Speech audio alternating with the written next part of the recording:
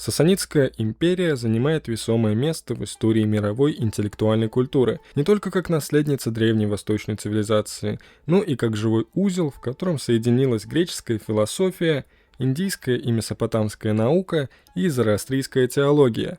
На протяжении более 4 веков персидские шахиншахи правили империей, простиравшейся от восточных границ Римской империи до западных границ Индии. И этот геополитический масштаб неизбежно превращал ее в пространство культурного и интеллектуального синтеза.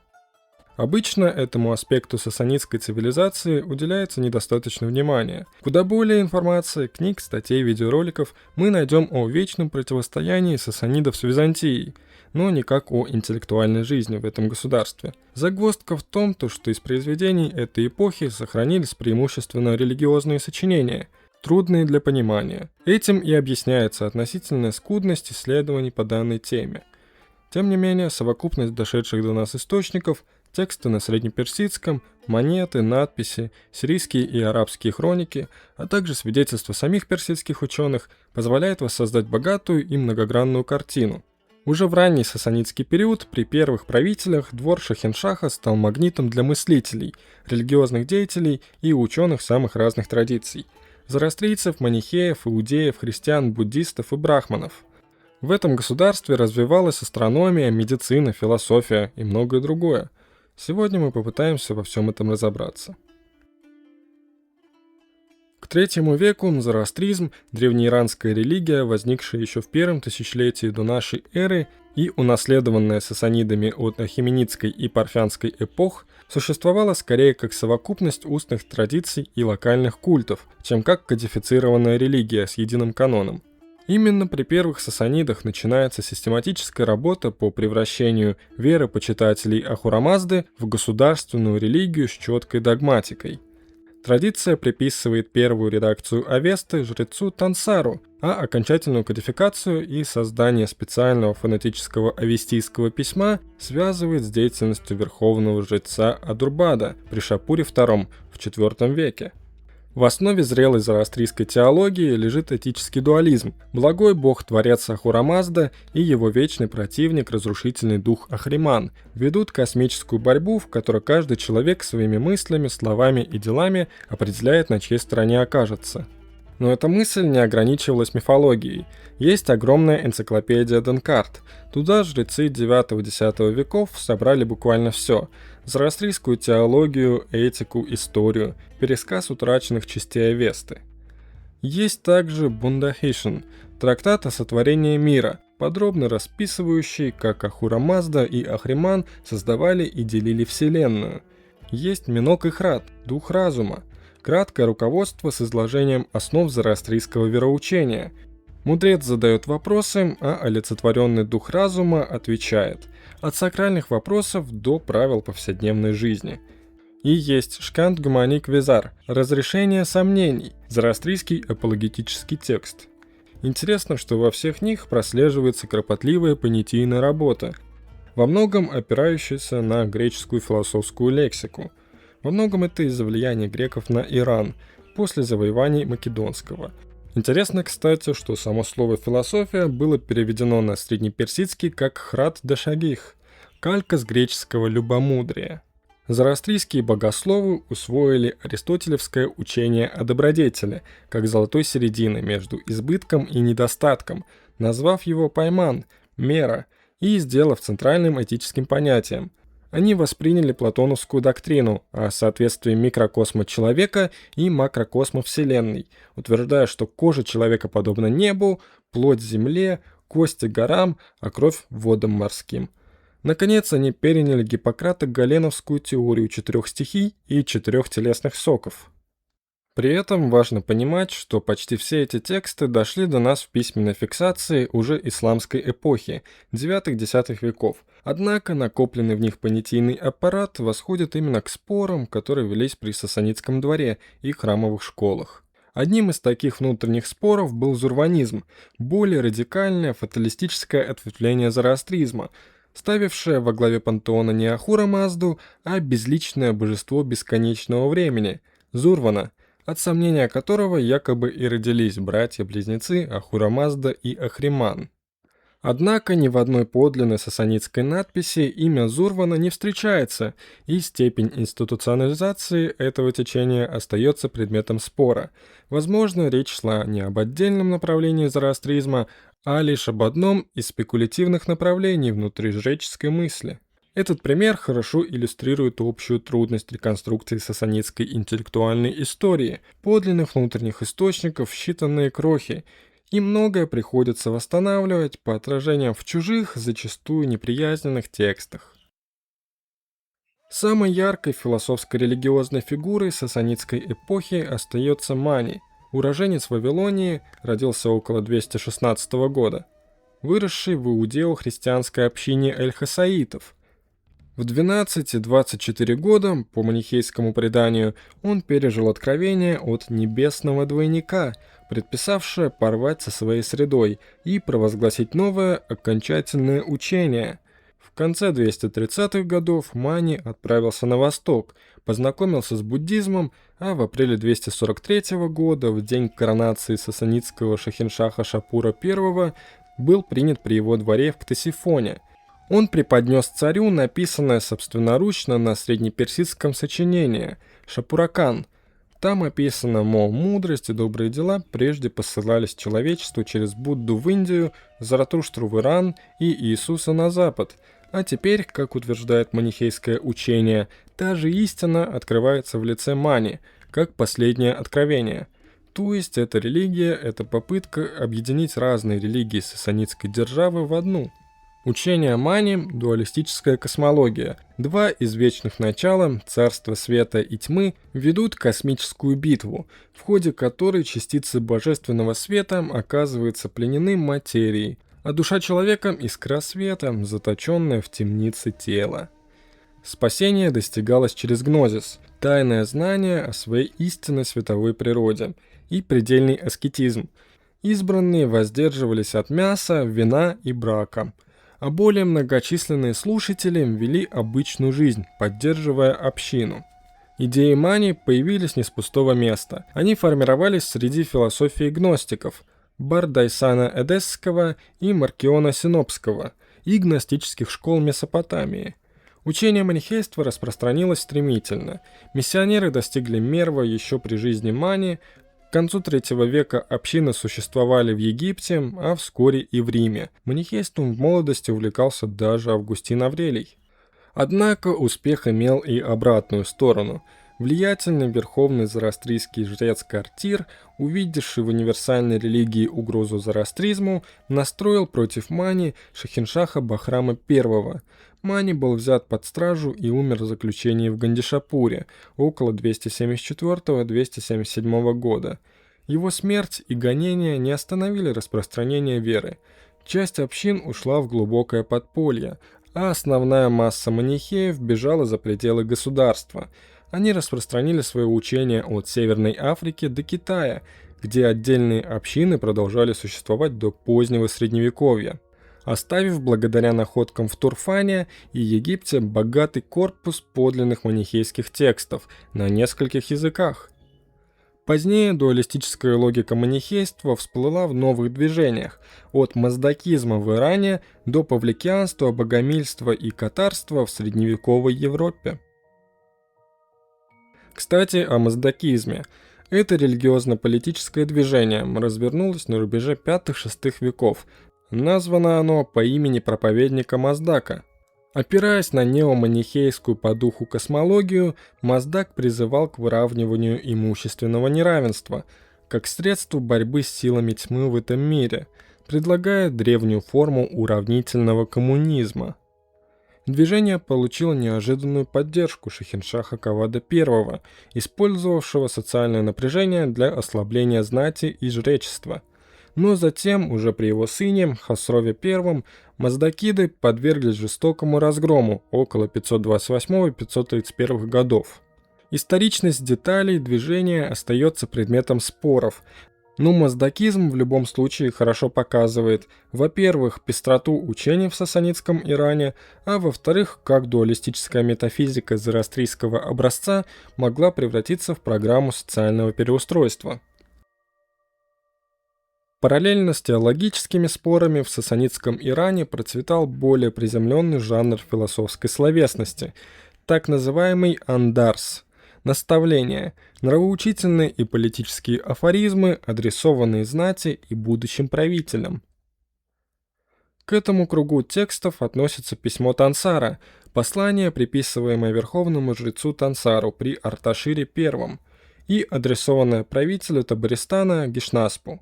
Оно оправдывает религиозные и политические реформы основателя династии, а веру и царскую власть называет двумя братьями, ни один из которых не может обойтись без другого. Вера – основание царства, а царство – защитник веры. Тут же политическую теологию развивает Завет Ардашира, свод практических наставлений, которые основатель державы будто бы оставил своим преемникам на трон. Ему приписывается знаменитый афоризм «Царство и вера – братья-близнецы, и ни один не может обойтись без другого». Помимо этого тезиса, Завет Ардашира – это набор вполне прикладных правил для государя, как удерживать знать в повиновении и не допускать чрезмерного усиления отдельных родов, как награждать и смещать чиновников и военачальников, как принимать послов и вести дела с покоренными областями, как распознавать льстецов при дворе и не подыгрываться им. Позднее эти мотивы отозвались в тронных речах Ардашира в Шахнаме Фердауси. Однако, как и письмо Тансара, Завет Ардашира уцелел лишь в арабской передаче, но при этом он оставался авторитетным пособием по искусству управления даже после падения сасанидов. К этому же корпусу примыкает свод изречений, приписываемых мудрецу-визирю Бузург-Михру, советнику Шахиншаха Хосрова I. Памятная книга Бузург-Михра сохранилась и в среднеперсидском оригинале, построенном как катехизис вопросов и ответов о вере и должном поведении. Образ идеального мудреца, советника при троне, тоже пережил сасанидское государство и вошел в Шахнаме Фердауси и в позднейшую персидскую традицию. Также особого внимания заслуживает автобиографическое предисловие, которое врач и переводчик Бурзуя написал к переведенной им с санскрита книге басен, впоследствии получившей известность как «Калила уад-Димна». В этом предисловии он с редкой откровенностью описывает собственный духовный кризис. Получив медицинское образование и бескорыстно леча больных, он постепенно проникся сомнением относительно истинности любой из известных ему верований. Видя, как каждая община объявляет истиной только свою собственную, не найдя рационального способа разрешить этот спор, Бурзуя решил руководствоваться не догмой, а этическим принципом – избегать зла и творить добро независимо от неразрешенных метафизических вопросов. Этот текст справедливо считается одним из самых ранних и ярких документов индивидуального философского скептицизма, дошедших до нас из позднеантичного Ирана. Показательно, что и Бузург-Михр, и Бурзуя служили при дворе одного и того же правителя, Хосрова I, того самого, чья репутация философа на троне была настолько противоречивой, что заслуживает отдельного рассмотрения. История бегства афинских философов в Иран прекрасно иллюстрирует эту противоречивость. В 529 году византийский император Юстиниан в рамках гонений на язычников закрыл знаменитую Платоновскую академию в Афинах. Узнав, что персидский царь слывет почитателем греческой мудрости, Дамасский, последний глава академии, вместе с 6 коллегами отправился в столицу Сасанидской империи в Ктесифон, ко двору Шахиншаха. Отчасти это было бегство. После эдикта Юстиниана языческим философам грозило преследование, и сасанидский Иран казался спасением как таковым. Согласно рассказу византийского историка Агафия, реальность разочаровала философов. Они не нашли при дворе идеального платоновского государства, и многие обычаи персов оказались им чужды.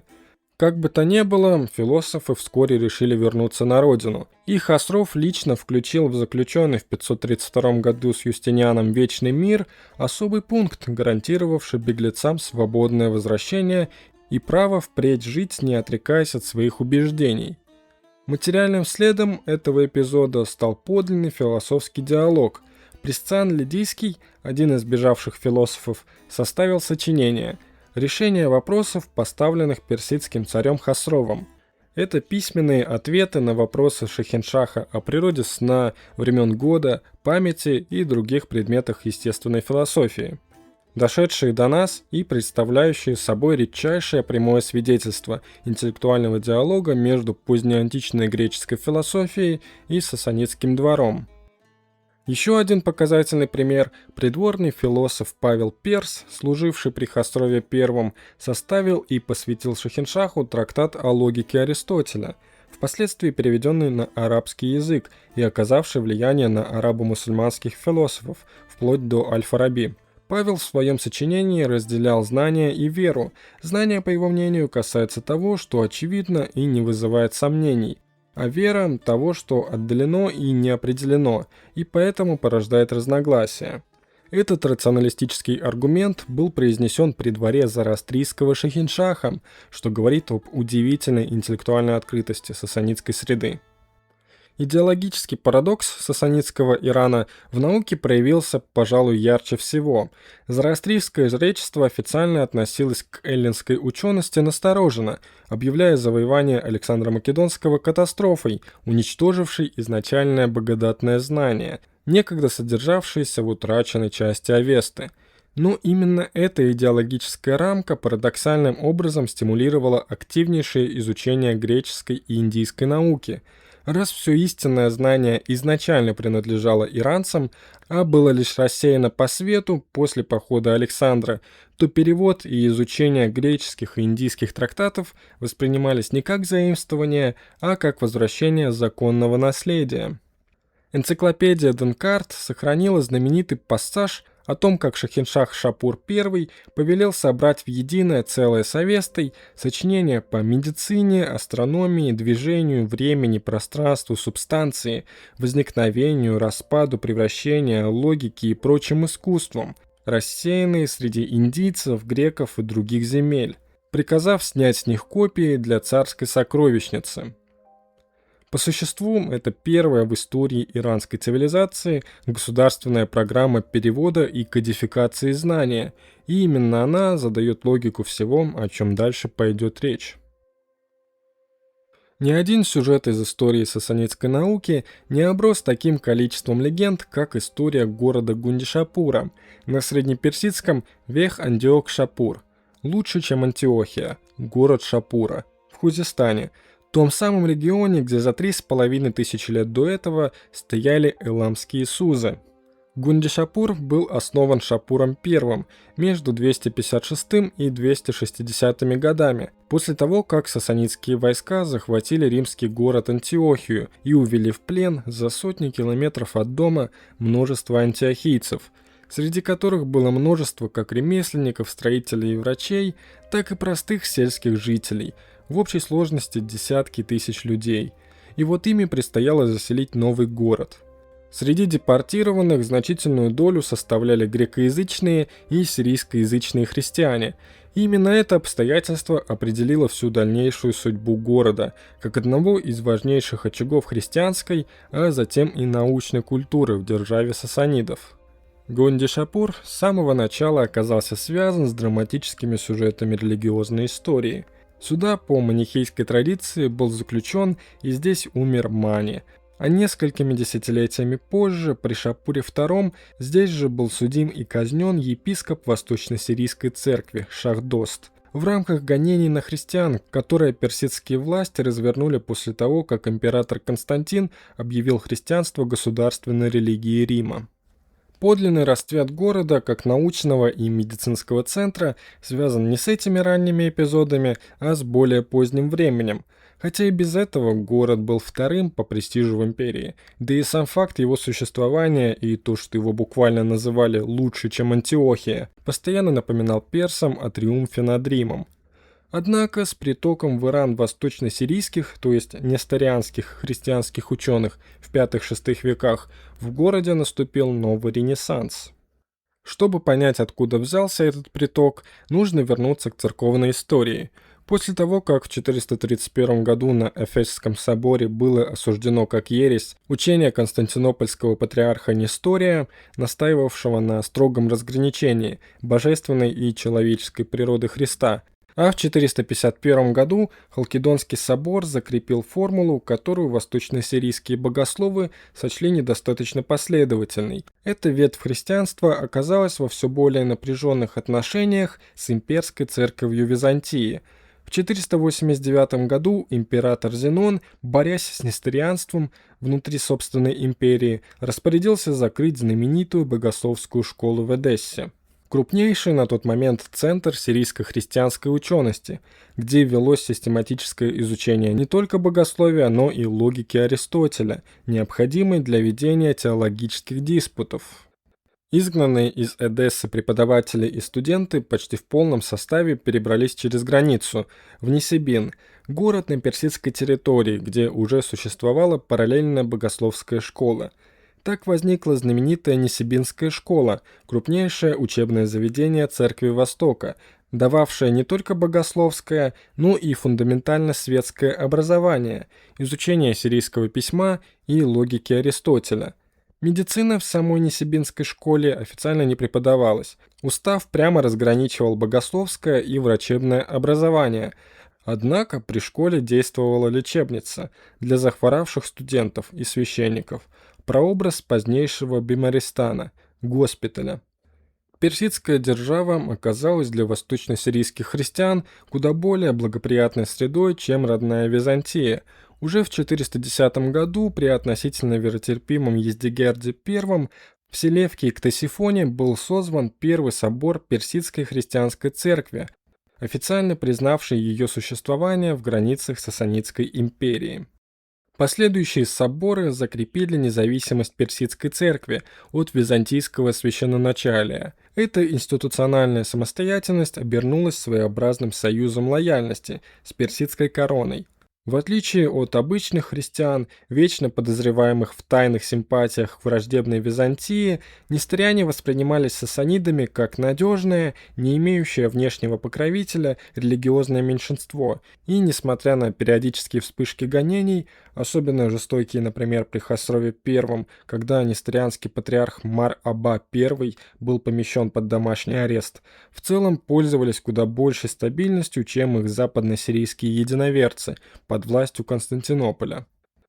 Именно эта сеть монастырских и епископских школ Нисибин, Мерв, а позднее Гундишапур превратилась в главный канал передачи греческой учености на восток. Механизм был устроен просто. Сирийский язык, близкородственный арамейскому и веками использовавшийся христианами Месопотамии в богослужении, послужил мостом-посредником между греческим оригиналом и среднеперсидским переводом. Ключевой фигурой здесь стал Сергий Решайнский, врач, философ и переводчик, учившийся в Александрии, переведший на сирийский около 30 работ древнеримского медика Галена и написавший комментарий к логике Аристотеля. Современники не случайно видели в нем символическую фигуру всего этого культурного трансфера, соединившую в себе изучение Галена и Аристотеля, двух опор позднеантичной образованности. Среди его продолжателей перс Мар-Аба, обращенный из зороастризма в христианство и учившийся в Нисибине, затем Александрии, Коринфе, Константинополе и Антиохии, и уже упомянутый Павел Перс, обратный случай перехода из христианства в зороастризм, чья работа по логике Аристотеля свидетельствует о тесном переплетении несторианской и зороастрийской ученых традиций при Сасанидском дворе. Именно вот эти изгнанники, сохранившие традицию Александрийской медицины, принесли в сасанидский Иран систематическое изучение и преподавание корпуса Гиппократа и Галена. К VI веку при Хосрове I в Гундишапуре по преданию действовала настоящая больница-лечебница, которую более поздние источники с гордостью именовали Академией Гиппократа. Врачебное дело в ней на протяжении нескольких поколений возглавляла христианская семья Бухтишу, представители которой впоследствии стали личными врачами багдадских халифов. Здесь необходима существенная оговорка. В последние десятилетия ряд историков медицины подвергают серьезному сомнению традиционный, восходящий к арабо-мусульманским источникам X-XIII веков, образ Гундишапуром как единого университета с формализованной медицинской школой. и учебной больницей, сопоставимой по масштабу с позднейшими медресе. По этой версии, значительная часть блестящего образа была задним числом сконструирована уже в позднейшую эпоху самой семьей Бухтишу и ее сирийско-христианским окружением, заинтересованным в максимально славной предыстории собственного положения при дворе аббасидов. Защитники более традиционной картины указывают, что независимые сирийские источники 6-7 веков все же подтверждают существование в Гундишапуре организованной медицинской практики и, по всей вероятности, лечебного учреждения задолго до аббасидов. Истина, видимо, лежит где-то между двумя крайностями. Гундишапур наверняка не был первым университетом мира в строгом институциональном смысле, но он совершенно точно является одним из важнейших, хотя, по-видимому, не единственным центром сирийско-христианской, галеновской по содержанию медицинской учености в державе сасанидов, наряду с другими сирийскими школами в Нисибине и Мерве. Как бы то ни было, судьба города после арабского завоевания не оставляет сомнений в накопленном им авторитете. Когда в 765 году халиф Аль-Мансур тяжело заболел, он вызвал к себе главу Гундишапурской больницы Джурджиса ибн Джабраила ибн Бухтишу. И с этого момента началась история знаменитой медицинской династии, на протяжении почти полутора веков занимавшей пост личных врачей аббасидских халифов в Багдаде и стоявшей у истоков переводческого движения, впоследствии оформившегося в Багдадский дом мудрости. Географический размах несторианской образовательной сети далеко выходил за пределы, собственно, Ирана. Восточным форпостом сирийского христианства стал город Мерв, получивший собственную епископскую кафедру уже в IV веке, откуда христианство и связанная с ним книжная культура распространились дальше на восток, в Бактрию, Согд, к тюркским племенам, а затем и в Китай, куда в 635 году прибыла первая официальная несторианская миссия. К VIII веку несторианские общины существовали от Мерва до Кашгара и китайской столицы Чаньань. Вся эта необъятная сеть монастырских школ и епископств, зародившаяся как реакция на гонения в Византии V века, в конечном счете оказалась главным механизмом, благодаря которой греческая философия, логика и медицина пережили падение самой сасанидской державы и почти без потерь перекочевали в интеллектуальный мир аббасидского Багдада. Недаром среди первых и самых знаменитых переводчиков Дома мудрости Хунайн ибн Исхак, продолжатель дела Сергия Решанского, были почти сплошь наследники именно этой, возвращенной на персидской земле несторианской ученой традиции. Индийское влияние на сасанидскую науку оказалось не меньше греческого. Еще при первых сасанидах на среднеперсидский переводились труды по астрологии Дорофея Сидонского, Веттия Валента, а также, возможно, часть Птолемеевского Альмагеста, хотя эти ранние переводы до нас не дошли. Главным достижением сасанидской астрономии стал царский свод астрономических таблиц, 556 год при Хосрове I. Придворные ученые объединили греческую, в первую очередь Птолемееву, традицию расчетов с индийскими методами вычисления положений планет и затмений. Эти таблицы позже легли в основу ранней арабо-мусульманской астрономии, включая знаменитый Зидж аль-Хорезми, а через него персидское наследие в XII веке дошло и до Латинской Европы. Об индийском влиянии говорит и появление в среднеперсидском языке заимствованных терминов, например, слово, восходящее к санскритскому «вьякарана», а также упоминание в своде законов Денкарде индийского трактата Калакоша среди источников священного канона. В логике же на Иран повлиял прежде всего аристотелевский органон, категории и первая аналитика, которые пришли через сирийских богословов, а затем использовались и в светской науке. Если говорить об исторической науке, то ее в античном Иране не сложилось. Прошлое передавалось скорее как легендарный эпос, чем как документированная хроника. Тем не менее, при Хосрове I была составлена официальная книга владык Хвадай-Намак, свод истории иранских царей, позже легший в основу Шахнаме Фирдауси. Если греческое наследие приходило в Иран преимущественно через посредничество сирийского языка и несторианских переводчиков, то с Индией сасанидский двор поддерживал прямые и весьма интенсивные культурные связи, особенно активизировавшиеся при Шахиншахе Хосрове I. Хосров, по свидетельству современников, внимательно изучавший обычаи и нравы римлян и индийцев наряду с наследием собственных предков, отправив своего лейб-медика Борзуя с миссией в Индию. Формальным поводом, если верить полулегендарному рассказу, было поручение отыскать растения, способные воскрешать мертвых. В действительности же речь шла о поиске редких книг. Так в Иран попал санскритский свод басен и назидательных притч о животных, знаменитая Панчатантра, переведенная Борзуя на среднеперсидский язык около 570 года. Сам среднеперсидский текст впоследствии был утрачен, но успел породить сирийский перевод тех же лет, и 2 века спустя знаменитый арабский перевод Ибн аль-Мукаффы, известный как Калила уад-Димна. Один из самых влиятельных текстов всей средневековой мировой литературы, через арабское посредничество в конечном счете вдохновивший даже Ла Фонтена. Не менее показательна история проникновения в Иран индийских настольных игр. Шахматы, на среднеперсидском чатранг, от санскритского чатуранга, 4 рода войск, по числу видов древнеиндийского войска, пехоты, конницы, боевых слонов и колесниц. Пришли в державу сасанидов, судя по всему, именно в правлении Хосрова I и составили, наряду с верховой ездой, игрой в поло, музыкой и стихосложением, обязательную часть аристократического воспитания в специальных домах учености, где готовили детей знати. Согласно преданию, зафиксированному в среднеперсидском тексте объяснения шахмат, индийские послы привезли игру к персидскому двору как загадку испытания.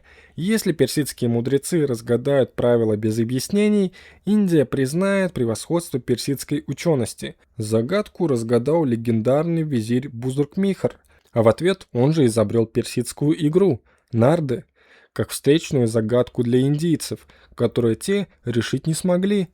Историчность этого сюжета неоднозначна, но он прекрасно показывает, каким было символическое значение интеллектуального соперничества с Индией в глазах самих сасанидских книжников. Научный обмен с Индией шел и в более серьезных областях. Медицинские трактаты, приходившие из Индии, наряду с греческими, изучались и переводились в том числе в Гундишапуре. Он оказался тем самым местом, где встречались и взаимно обогащались 2 великие традиции учености – эллинская и индийская. Научная и философская жизнь сасанидского Ирана разворачивалась на фоне яркой и глубоко идеологизированной придворной культуры. Сасанидские шахиншахи оставили после себя тысячи монументальных наскальных рельефов и десятки тысяч монет. Источники, донесшие до нас государственную идеологию, с почти плакатной прямотой. На инвеститурных рельефах Арташира I и его преемников Шахиншах неизменно изображен получающим кольцо диадему власти непосредственно из рук верховного божества Ахура-Мазды, визуальное доказательство божественного происхождения царской власти, отраженное в камне, понятное и неграмотному большинству. Монеты несли на себе имя и портрет правящего Шахиншаха на аверсе и алтарь священного огня на реверсе. По монетам мы можем узнать внешность шахиншахов и понять экономическую ситуацию в империи. Индивидуализированная царская корона, у каждого шахиншаха своя собственная, служила своеобразным геральдическим знаком. Особое место в этой культуре занимала архитектура. Шапур I, Кавад I и особенно Хосров I прославились как основатели множества новых городов, часто заселявшихся депортированным населением завоеванных областей и носивших пышные тронные имена, наподобие того же Вех-Антиох Хосрова, буквально лучшей Антиохии построил Хосров. Как вы можете догадаться, это еще один город, населенный жителями Антиохии. Он был построен спустя почти 3 века после Гундишапура. Кстати, был еще город Вех-Амид-Кавад. Как несложно догадаться, этот город построил правитель Кавад из депортированных из византийского города Амида.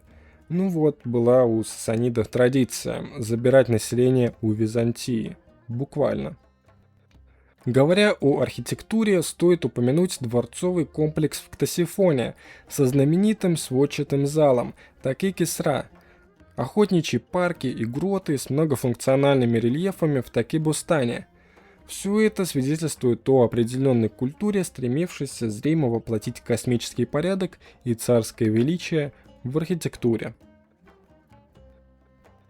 В 651 году последний сасанидский шахиншах Ездигерд III был убит на мельнице близ Мерва, преданный собственными приближенными. Событие, формально завершившее более чем четырехвековую историю державы под ударами арабских завоеваний.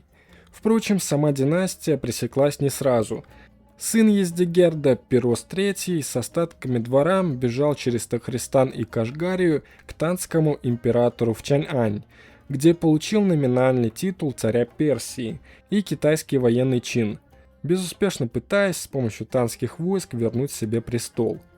Та же участь постигла его сына Нарсе, повторившего эту попытку в начале VIII века, после чего эмигрантский сасанидский двор в Чаньане постепенно растворился среди китайской знати. Падение это было не только военным, но отчасти и внутренним. К концу сасанидской эпохи, во-первых, сама империя доконала себя очень долгой войной с Византией, которая, впрочем, закончилась статусом кво. После поражения империя погрузилась в анархию. За несколько лет сменилось более десятка правителей. Экономика была разрушена, а знать погрязла во внутренних распрях. Из-за этого страна утратила единство. Как следствие, изначальный трудовой оптимизм зороастризма, ценившего активную деятельность в этом мире, начал уступать место аскетическим мироотрицающим настроениям, отчасти заимствованным из буддизма и несторианства, тенденция, которая расшатала идеологические опоры державы.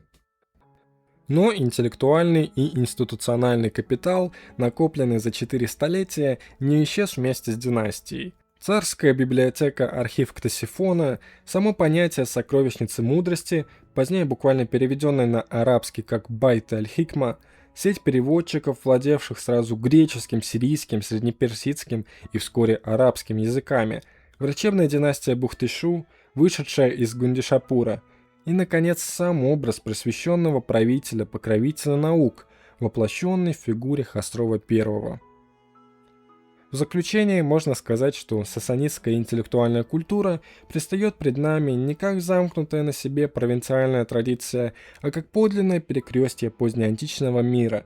Зороастрийская теология, обогащенная греческой философской лексикой, соседствовала здесь с манихейским универсализмом, индийской астрономией и математикой, несторианской медициной и многим другим. Все это в объединении и есть интеллектуальная жизнь сасанидского Ирана. Такая разная, но интересная.